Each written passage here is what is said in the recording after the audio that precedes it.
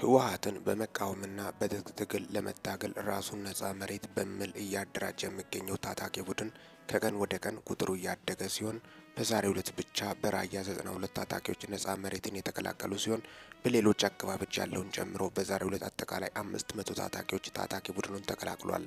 ህወሓት በመላው ትግራይ ብሔራዊ አንድነት ለትግራይ ህልውና መረጋገጥ በሚል መሪ ቃል ሲያካሂድ የነበረው ውይይት ማጠናቀቁን ተከትሎ በዚሁ ዕለት ሰፊ መግለጫ ተሰጥቷል። በአሁኑ ሰዓት እንግዲህ በትግራይ ሁለት ኃይሎች እንዳሉት የአደባባይ መረጃዎች ናቸው።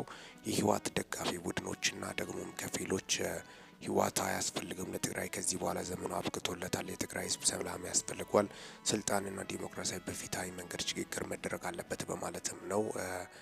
ዲሞክራሲ የህዝቡ ሊከበር ይገባል፣ የህዝብ መብት ሊከበር ሊታሰብ ይገባል፣ እስከ መቼ የትግራይ ተወላጆች በጦርነት ይማገዳሉ የሚሉት ቡድኖች እንዳሉም ነው ሁኔታዎቹ የሚያስረዱት።